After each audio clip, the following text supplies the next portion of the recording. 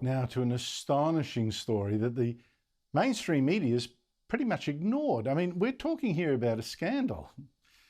For years, as you know, the media ran fake news that Donald Trump had colluded with Russia to steal the 2016 presidential election by spying on the emails of Democrat candidate Hilary Clinton and leaking them. Now that, we were told endlessly by the media, was massive news. Tonight, we begin our special three-part investigation into the story of the century, the election of US President Donald Trump and his ties to Russia. In fact, that story of the century was totally fake news. We now know that the claims of Russian collusion were based on a file of gossip and lies and fantasies put together by someone paid by Clinton's campaign through lawyers. One of the people who worked on it has even been charged with lying, and a special counsel appointed in the dying days of the Trump administration is now investigating the whole fraud. Trump actually tried way back to say, hey, listen, the only spying here that was done was not by me, it was by Clinton's campaign. But the media didn't want to know. The biggest scandal was when they spied on my campaign. They spied on my campaign. There's no real evidence of that. Of course there is. No. It's all over the place. Leslie, Sir, they spied on my campaign and they got caught. Donald Trump and William Barr promised that Durham would expose huge corruption, but he hasn't done that. Is apparently an ongoing, concerted Republican and pro-Trump project to try to turn the investigation of the Russia scandal into some kind of scandal itself. Oh, no. OK, wait till the Durham report comes out. And then nothing happens, and they just move on to the next conspiracy theory. It is never going to end. And guess what? People who want to believe that BS are going to believe it. Well, they may have scoffed, but it now turns out that Trump could be right. That special counsel on Friday filed documents outlining his claims so far. And they include this allegation that Clinton's campaign paid an internet company to infiltrate Trump's computer servers.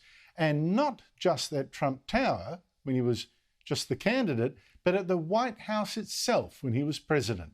And it did this is the claim, to try to push the Democrats' fake allegation that Trump was colluding with Russia. Now, spying on the president, it doesn't get much more serious. Yep, there was spying going on, and it was worse than we thought, because they were spying on the sitting president of the United States. But have you seen a single big story in the mainstream media about this, outside Fox News? One? Joining me is Annelise Nielsen, Sky News US correspondent. Annelise, what is this claim exactly?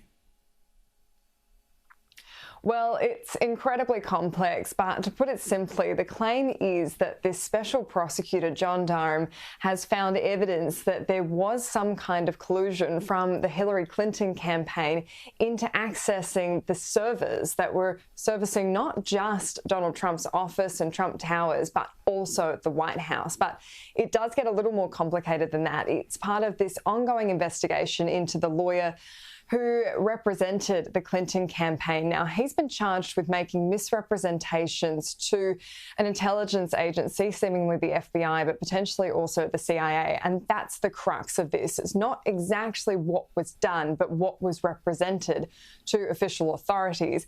This lawyer is said to have put forward this information that they found, and he said from their researchers, what he didn't say was that they'd hired through the Clinton campaign these IT experts to access information on those servers. But what the IT companies have said here is really critical. They say the information they put forward was, look, we've managed to find, with what we can find on these servers, that there was some kind of pinging between phones that tend to be owned by the Russians around the office of the White House when Donald Trump was in there, but also of his Trump Towers. Now, that's really critical because, I mean, that's not very specific, but the way it was represented to authorities was much more damning.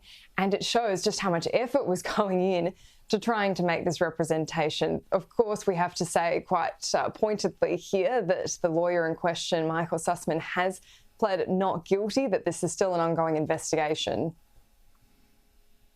I think you're right. We must emphasise these are allegations. They haven't been proved in court.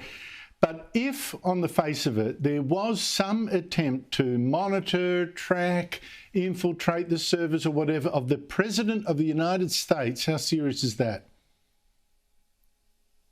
It's incredibly serious. One of the only things that this gentleman has going for him at this point of time is that the statute of limitations has run out. There's 5 years for pursuing these particular charges. But it leads the broader question of what are these political parties doing to each other when they're looking at this kind of information? What kind of narrative are they constructing out of it? And I don't know about you, but when I was reading through it, I thought, oh my God, imagine if Hilary Clinton had put this much effort into just going to Wisconsin through her campaign. She'd probably be in the White House. It's unbelievable the focus they have had on this, and the narrative's still going. Why the media silence? You know that if Trump had done this, the media would be bang, it'd be nuclear. But I hear just, birds tweeting. Yeah, it hasn't had the real mainstream coverage. It's only really started to get picked up in the last few days, and even then, definitely not by the major TV networks. And I think part of it is the fact that this prosecutor was appointed by Donald Trump. He's seen to be politicised because it was the Attorney General under Donald Trump who made that formal appointment, but it was very much part of his administration to go after this information. And so they do say it's easily politicised. And I think one of the other really critical elements to this too is that this story has just been going for so long. There's so many small iterations. It's not dissimilar to the Steele dossier accusations. And I mean, we've been talking about Russian collusion now for 6 years. And so people, I think, are just kind of going a bit numb to all of it. It comes from the biggest story in the world, Pulitzer Prize winning for 2 newspapers, to we don't give a damn anymore. It's just Trump. I just think this is just so astonishing.